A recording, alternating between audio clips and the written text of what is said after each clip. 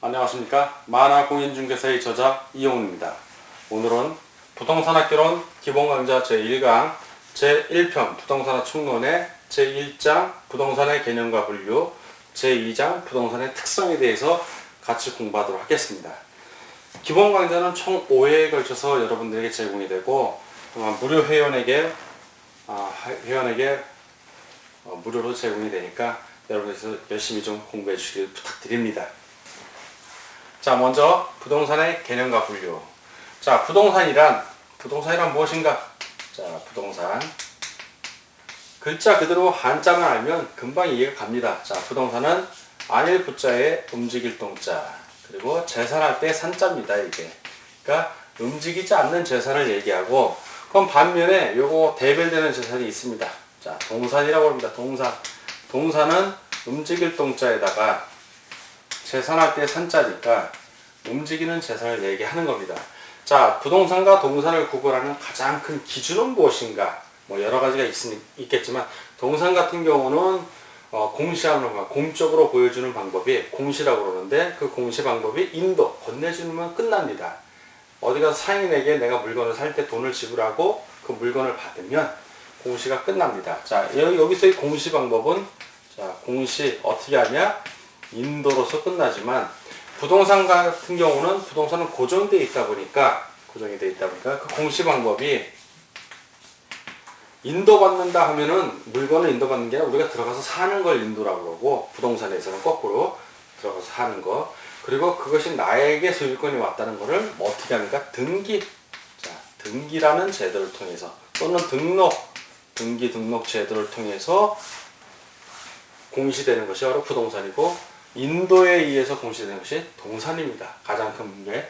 그럼 여기서 제일 중요한 개념은 동산과 부동산을 구분하는 건 쉬운데, 애매한 것들, 동산인데 부동산으로 취급받는 것들이 있어요. 다른 말로 준부동산이라고 합니다. 준부동산. 자, 준부동산에 뭐가 있다? 자동차, 선박, 항공기, 기계장비 뭐 이런 것들이 있는데, 이 준부동산은 등기 등록되잖아요. 자동차 등록증 있고 선박, 항공기 다 등록이 됩니다. 그래서 공시 방법이 등기 등록인 것은 뭐에 들어간다? 부동산에 들어간다. 핵심은 준부동산은 그럼 무엇이다? 부동산이다. 그렇게 되는 겁니다. 자, 그럼 부동산 학에서는 지금 제가 얘기하는 부동산의 개념은 일반적으로 우리가 알고 있는 개념을 얘기하는 건데, 요건 사실 부동산의 어느 한 부분을 얘기하는 거예요. 부분. 어떤 측면에서의 부동산? 법률적 측면에서의 부동산이에요. 이건 법률적 측면. 자, 법률적 측면. 요 법률적 측면을 구체적으로 따져보면 민법에 뭐라고 나오냐면 민법. 부동산의 개념에 대해서 민법은 토지와 플러스 그 정착물, 이렇게 나와요. 토지와 그 정착물. 자, 토지 부동산이죠. 그 정착물 부동산입니다. 자, 요게 바로 무슨 개념? 협의의 부동산이 바로 협의, 좁은 의미의 부동산이다 이거예요. 협의의 부동산. 자, 그러면 토지와 그 정착물 그러는데, 정착물도 여러 가지가 있어요. 여러 가지가 있는데, 토지로부터 독립된 게 있어. 토지하고 전혀 별개의 것. 그리고 나머지는 토지에 예속된 게 있어요. 자, 이 토지에 예속된 것들은 토지 등기부에 들어가면 돼요. 뭐 다리라든가 전봇대라든가 이런 것들 얘기하는 거고, 토지와 독립된 거에 가장 대표적인 게 뭐다? 건물이다. 예. 건물 등기부 따로 있잖아요. 건물. 그 토지 등기부, 건물 등기부. 자, 요것이 바로 민법에서 말하는 협의의 부동산. 토지와 그 정착물. 자, 그럼 넓은 의미의 부동산. 플러스 뭔가 되겠죠. 자, 요거 다 합해서 넓은 의미의 부동산이라고 돼요. 방금 우리가 배운 이 준부동산. 요거예요. 준부동산을 포함시키면 넓은 의미의 부동산. 자, 그러면 여러분들 확실히 준부동산은 부동산에 속한다, 동산에 속한다? 부동산에 속한다. 맞아요. 자, 그것이 여기서 말하는 핵심되는 개념입니다. 자, 이건 법률적 측면에서 우리가 지금 살펴봤고, 자, 그러면 부동산을 어떤 기술적 측면에서 한번 보자고요. 자, 방금은 법률. 자, 기술적 측면에서 보면, 이 기술적 측면이라는 글자 그대로 기술이에요, 기술. 인간의 어떤 기술을 갖고 건물을 짓거나 땅을 평평하게 한다든가 그런 기술적 측면. 자, 이건 다른 말로 얘기하면 자연적 측면 또는 위치로서 공간으로서 환경으로서의 부동산을 보는 거예요. 대상으로. 자, 자연, 어떤 위치, 환경, 뭐 공간 그런 측면에서 본 부동산을 말하는 거예요. 자, 그럼 법률적 측면과 기술적 측면 또 뭐가 있을까요? 경제적 측면에서 여러분들 용어에서 배울 때 부동산 경제론 배웠죠? 예, 부동산이 경제적 측면이 있는 거예요. 왜 부동산을 경제적 측면에서 보냐면 부동산을 생산, 소비, 투자, 뭐 분배 이런 관점에서 볼 수가 있기 때문에 그래요. 자, 부동산 건물 생산할 수 있잖아요. 그리고 소비, 건물 내가 샀어. 그래서 소비를 해. 그리고 분배, 그 가격에 의해서 일정하게 아파트가 분양이 되는 거. 이런 것들이 다 부동산의 경제적 측면입니다. 이런 법률적 측면, 기술적 측면, 경제적 측면 다 합한 거. 이런 걸 다 합한 게 바로 무슨 개념? 복합 개념이 되는 거예요. 이게 다 복합 개념. 복합 개념의 부동산이 되는 겁니다. 이 복합 개념의 부동산을 다른 말로 뭐라고 그런다? 부동산 학에서 말하는 부동산의 개념이에요. 자, 복합 개념의 부동산은 다시 한번 강조하지만 부동산 학에서 말하는 개념이 바로 복합 개념의 부동산입니다. 자, 그럼 여기서 부동산 학이 뭔지 한번 살펴보겠습니다. 부동산 학. 자, 지금 부동산에 대한 개념을 전반적으로 기본 개념을 쭉 설명을 드렸는데, 자, 복합 개념의 부동산이 부동산 학에서의 부동산이다 라는 개념을 말씀드렸는데, 그럼 부동산 학은 무엇인가? 자, 부동산학. 여러분들 지금 배우는 게 부동산학 개론이에요. 개론이라는 거는 인문서를 얘기하는 거예요. 전체적인 걸 다 포괄해주면서 가장 기초적인 것들. 그렇지만 부동산학 개론이라고 해서 기초적인 것만 들어가는 건 아니에요. 거기에 상당히 심오하고 대학원 박사, 석사 과정에서 배우는 조세정책론 같은 것도 다 들어가 있습니다. 자, 이 부동산학. 그럼 딱 이거 나눌 수가 있잖아. 부동산학, 경제학, 법학. 느낌이 오죠? 자, 부동산을 연구 대상으로 하는 학문이야. 자, 그럼 부동산의 학의 연구 대상이 뭔지 한번 살펴보면 더 뚜렷하게 나왔죠. 연구 대상보다 일단 첫 번째 부동산. 그렇지, 일단 부동산이 나와야지. 자, 부동산. 그럼 부동산에 어떤 걸 연구할 것인가? 자, 부동산이라는 거는 부동산 자체로는 아무 의미가 없어요. 자, 주택이 있어요, 이게. 토지하고 주택이 있으면. 자, 이게 우리의 연구 대상이 되기 위해서는 단순하게 주택, 토지가 있으면 요걸로 끝나는 게 아니라 이게 매매가 되고 움직여. 주택과 토지는 비록 고정되어 있지만 사람에 의해서 팔리기도 하고 허물고 더 큰 건물을 짓기도 하고 변화가 와. 즉 그거를 부동산에 대한 누구의 활동? 인간의 활동. 그걸 줄여서 부동산 활동이라고 그래요. 부동산 활동. 이 부동산 활동이 바로 부동산학의 연구 대상이 되는 거예요. 부동산 활동. 자, 부동산 활동에서 생략된 개념이 있지. 누구의 활동? 인간의 활동. 인간의 활동. 이게 바로 부동산 활동. 그럼 이렇게 부동산에 대한 인간의 활동, 부동산 활동이 아주 반복적으로 일어나면서 어떤 규칙성을 띠는 경우가 있어.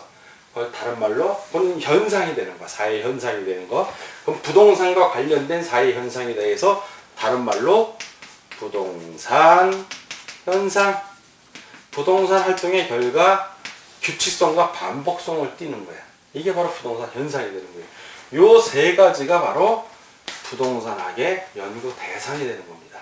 부동산학의 연구. 그러면 이 부동산학은 무엇인가? 인간하고 뛸래야 뛸 수가 있다 없다? 없다. 자, 인간의 활동.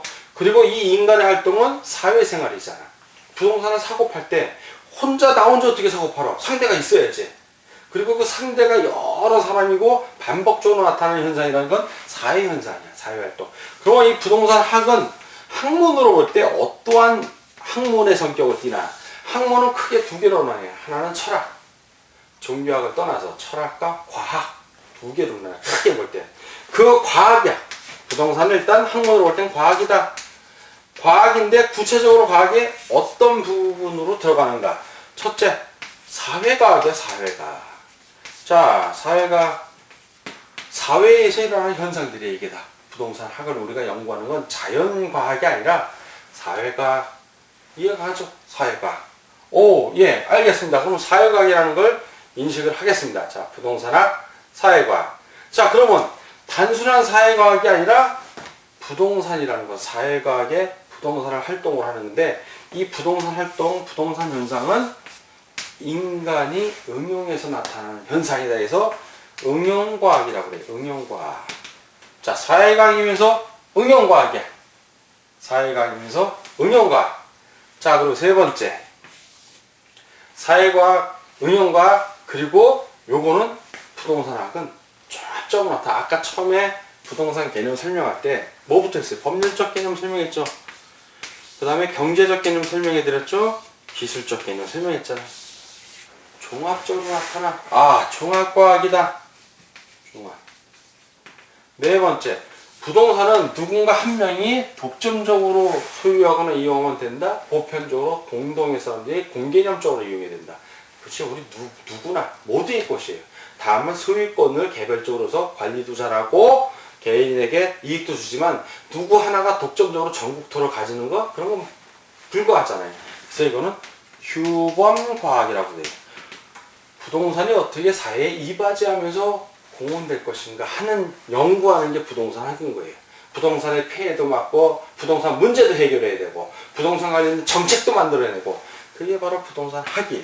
그래서 부동산 학은 사회과학, 응용과학, 종합과학, 규범과학인데, 특히 여러분들 절대 잊으면 안 되는 것만 딱 집으면 종합응용과학이다 이렇게 외워버리세요. 부동산학은 종합응용과학이다. 이것이 바로 부동산학의 성격이에요. 그 여기서 이제 부동산 활동과 관련해서는 이따 또 설명을 하겠지만, 부동산 활동은 크게 부동산을 내가 소유하는 활동이 있을 수 있잖아. 소유하는 활동. 소유하는 활동의 대표적인 게 뭐가 있을까요? 부동산을 내가 이용한다고 해요. 이용하는 거. 부동산 이용하는 거. 그게 소유 활동이에요. 관리하는 거. 이용 관리. 이런 게 다 소유 활동에 들어가고, 자, 부동산 거래 활동이라고 했어. 부동산은 거래하는 거야. 그 거래 활동에 예를 들면 매매, 임대, 그리고 마지막으로 부동산 중개 활동 같은 것들이 거래 활동에 들어가는 겁니다. 그리고 마지막으로 부동산 정책 활동이라고 있어요. 이거는 부동산 정책이란 뭐냐면 부동산 문제를 해결하기 위한 공적인 활동을 얘기하는 거예요. 정부의 공적인 활동. 그러니까 부동산 정책 활동하면 포괄적이고, 이 안에는 정책할 조세의 개념, 세금 부과하는 것도 다 들어가는 개념입니다. 자, 부동산 학과, 부동산 개념 이렇게 분류를 했고, 여기서 제일 중요한 건 항상 토지를 바탕으로 전개가 돼요. 부동산하고는 토지를 바탕으로, 그 위에 건물이 있는 거예요. 부동산 특징은 다 토지를 바탕으로 전개되기 때문에 토지의 분류에 대해서 간단하게 짚고 넘어가겠습니다. 토지 워낙 중요하죠. 토지 전국토가 골고루 분배가 되면 좋은데 돈 많은 사람이 많이 갖고 있죠. 자, 토지는 땅을 얘기하는 거예요. 땅. 자, 그리고 우리가 토지를 사고 판다 할 때는 뭘 사고 판다? 토지에 있는 흙을 사고 파는 게 아니라 그 토지에 대한 권리를 사고 파는 거예요. 소유권을 사고 파는 건데, 자, 토지는 첫 번째 필지하고 획지라는 개념으로 나뉩니다. 자, 필지는 토지를 등록하는 법적인 단위예요. 예, 이건 토지를 등록하는 법적인 단위. 그러니까 예를 들어서 시군구청에 있는 토지대장에 내 토지가 등록이 돼. 그러면 한 필지, 1필지, 2필지 이 개념인데, 뭐냐면 1필지라는 건 면적 갖고 따지는 게 아니야. 면적은 작을 수도 있고 클 수도 있어. 필지는 소유자 한 사람이, 소유자 1인이 한 사람이 갖고 있는 하나의 용도, 예를 들어서 1필지 용도가 예를 들어서 이렇게 같을 수가 있어. 이 정도 땅이. 근데 소유자가 4명이야. 그러면 개별 필지가 되는 거예요. 등록을 하는 거예요. 소유자별로.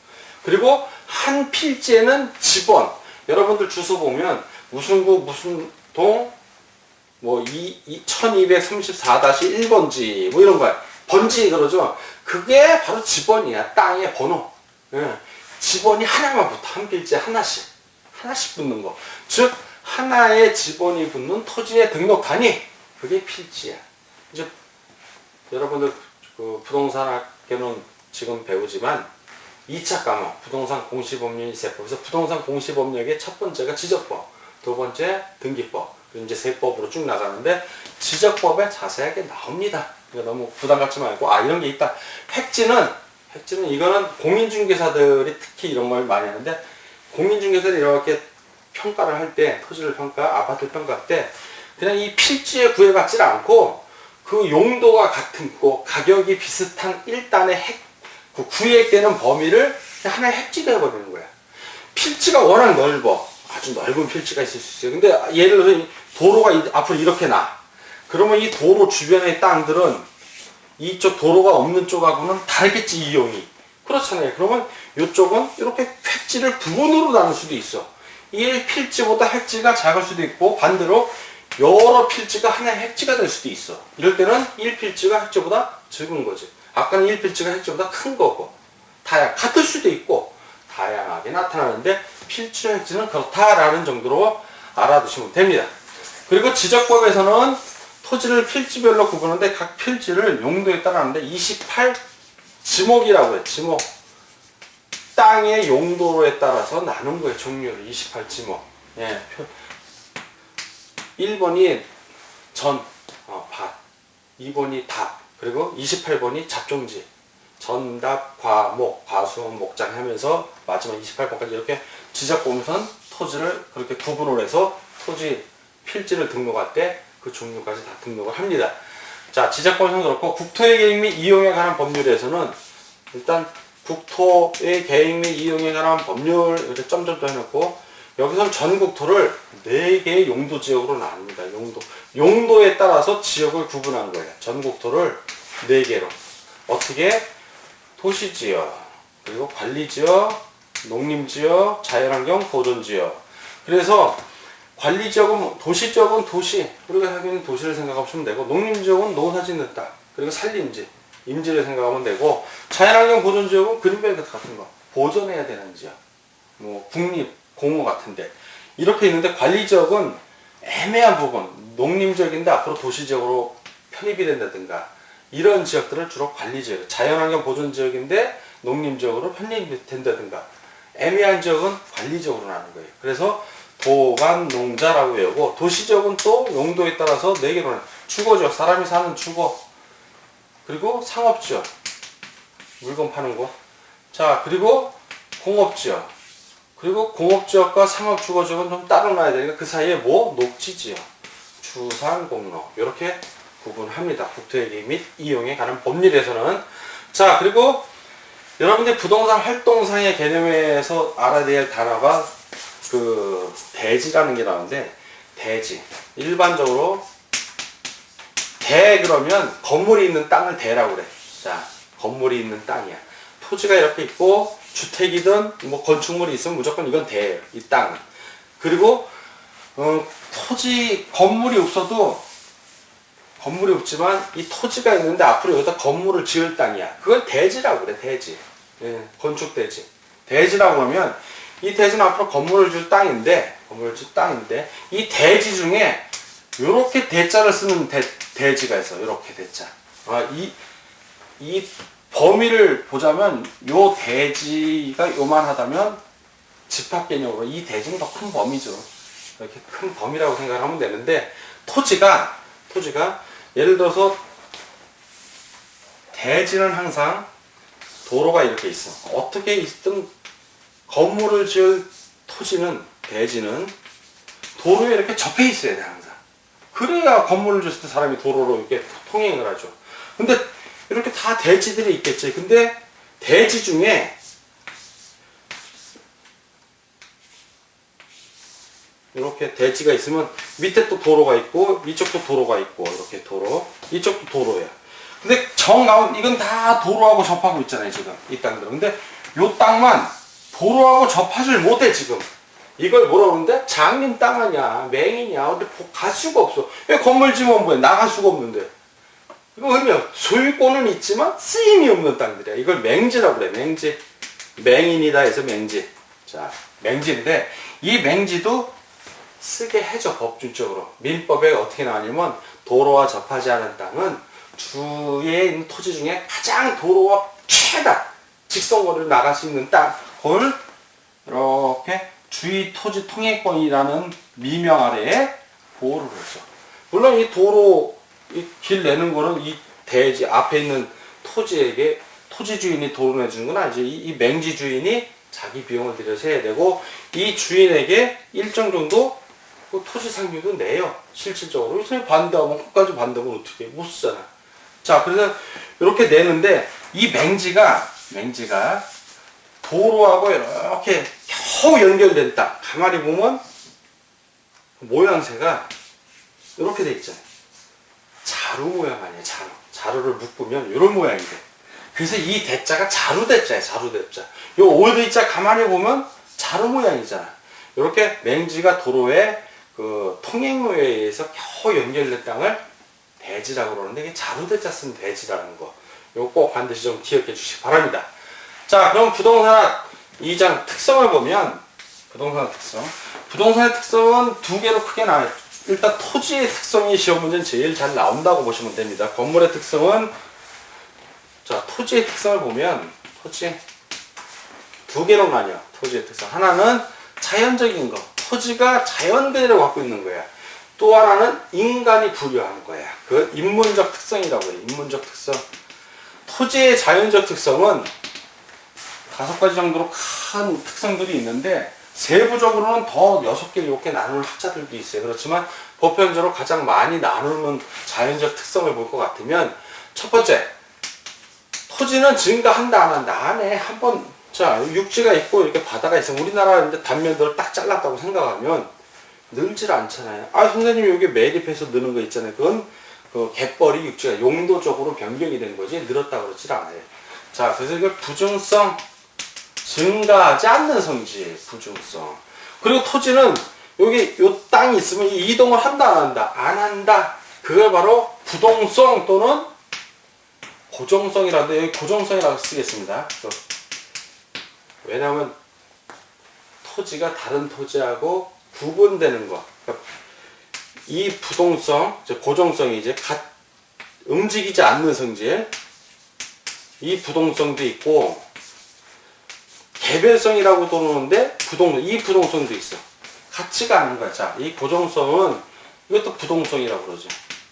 움직이지 않는 성질. 그렇지만 고정성을 되게 빨리 알아들어요. 그리고 이 부동성은 개별성이라고 표현을 해요. 요즘은 또.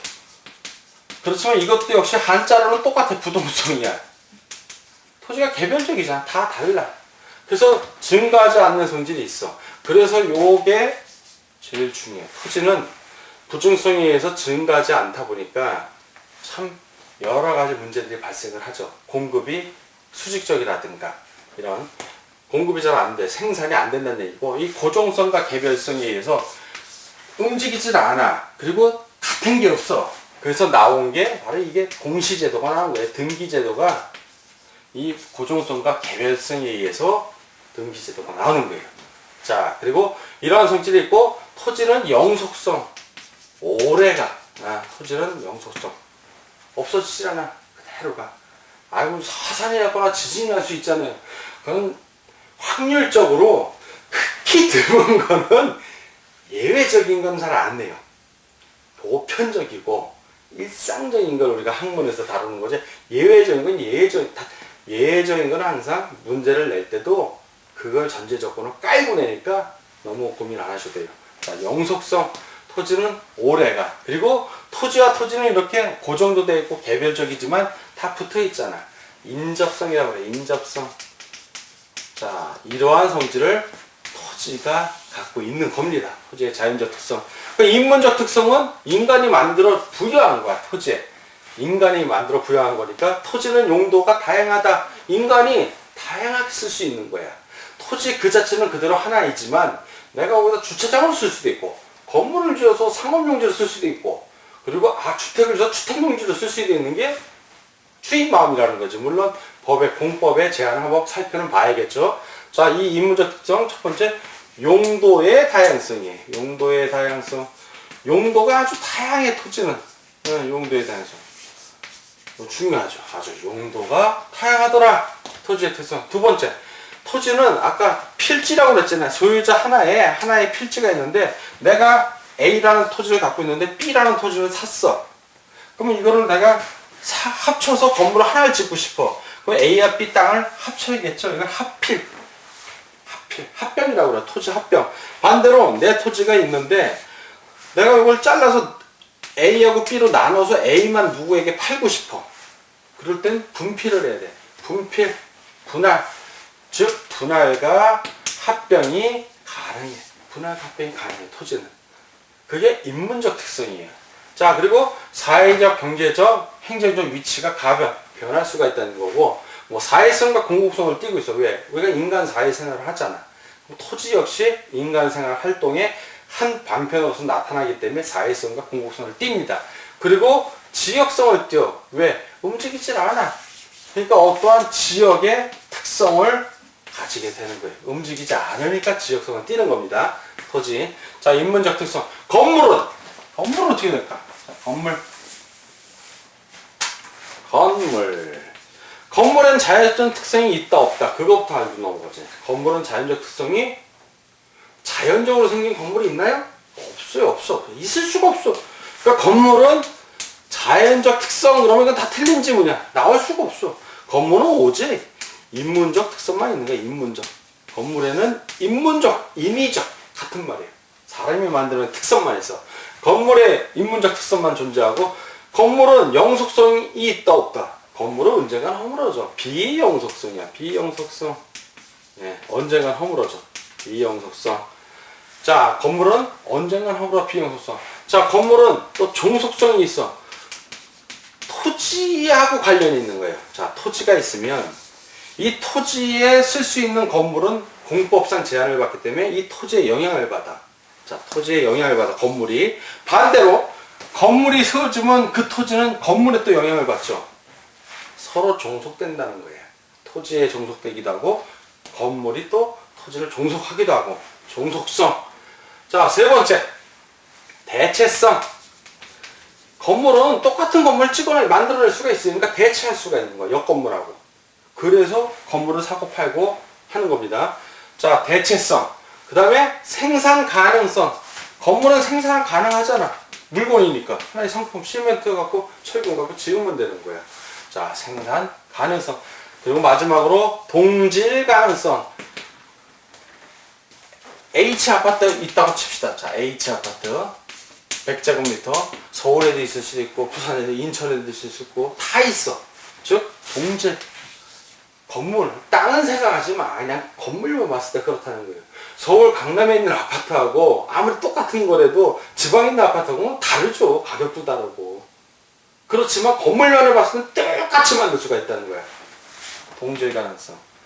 시험 문제 이렇게 나올 수가 있어요. 모의고사에 가끔가다 나오는데 다음은 건물의 인문적 특징을 나열한 것이다. 틀린 것은 1. 영속성 2. 종속성 3. 대체성 4. 생산 가능성 5. 동질 가능성. B자 들어간 건 딱 하나야. 근데 요걸 B자를 빼고 놓으면 그게 다른 거예요. 네, 비영속성. 건물은 영속성이 없다. 요거만 주의해서 꼭 여러분들이 기억을 해주시길 바랍니다. 자, 그리고 부동산 특성 중에 활동하고 현상이 있는데 부동산 활동은 부동산에 대한 인간의 활동이라고 얘기했고 부동산 현상은 부동산 활동의 결과 나타난 부동산 현상 중에 어떤 법칙성, 규칙성을 갖고 있는 거라고 그랬어요. 대표적인 게 생애주기 현상이라고 했어요. 생애주기 현상. 어떤 지역에 인간하고 똑같이 생애를 갖고 있다는 얘기야. 처음에는 성장을 해. 그 지역이. 그 다음에 성숙을 해. 사람들도 많고 건물도 이제 포화 상태가 된 거예요. 그러면 그게 지나면 이제 쇠퇴하기 시작해. 그러다가 이 쇠퇴할 때쯤 지나면 다시 한번 재건축이나 재개발을 해서 다시 성장기로 가는 수가 있고 아니면 그냥 올락을 하는 수가 있어. 그걸 천익이라고 그래. 천익이. 그리고 악화기. 만약에 더 이상 발전이 안 되면 악화기가 되는데 이걸 가만히 토지 지가하고 상관해서 보면 이거 재미있는 현상이 나와요. 자, 이렇게 지역 시기별로 이렇게 구분을 하면 성장기에는 지가가 이제는 쭉 올라가 이렇게. 그러니까 성장기에는 지가 상승률, 이 기울기를 말하는 거예요. 기울기가 제일 높아. 그러나 지가가 제일 높은 건 언제다? 성숙기 때 최고가 돼.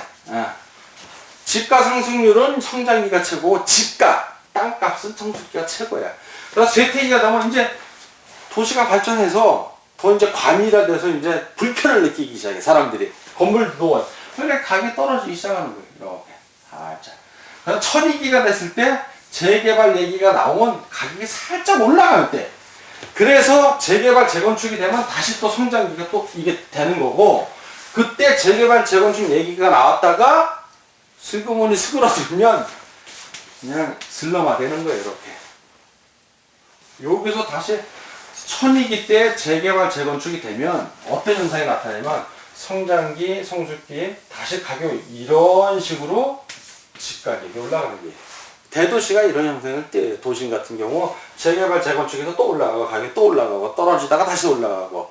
강남이 그렇잖아요. 그렇지만 일반적으로 재건축, 재개발이 아니라면 이렇게 되고, 요때 다시 한번 상승하는 거를 뭐라고 그런다? 이거를 천위기, 여가작용해서 상위계층이 들어간다 해서 필터링 업, 필터링 여가 업, 상향여가라고 그래. 이때 가격이 올라가는 거야. 재건축, 재개발돼서. 그리고 그냥 곤두박질 치는 거, 이거는 필터링 다운, 하향여가, 하위계층이 골로 들어오는 거예요. 슬럼화 되는 거예요. 자, 오늘은 부동산학개론 기본강좌 1강을 여러분과 같이 공부를 했습니다. 자, 제1편에 부동산학 총론을 같이 공부했고, 그 중에 제1편에 해당되는 게 제1장, 제2장 두 개 있는데, 제1장에 부동산의 개념과 분류, 부동산이 뭔지, 그리고 부동산의 그 법률적, 경제적, 기술적 측면을 다 포괄하는 복합적 개념을 배웠고, 제2장의 부동산 특성 중에 토지의 자연적 특성, 인문적 특성, 그리고 건물의 인문적 특성을 배웠고, 부동산 현상의 생애주기 현상에 대해서 같이 공부를 했습니다. 자, 이 기본 강좌를 토대로 해서 여러분들 책을 다시 한번 읽어주시길 바라고, 이 수업을 들으면서 부족하다 여기신 분들은 정규 강좌를 통해서 더 업그레이드된 공부를 해주시길 부탁드립니다. 공부하느라고 수고하셨습니다. 감사합니다.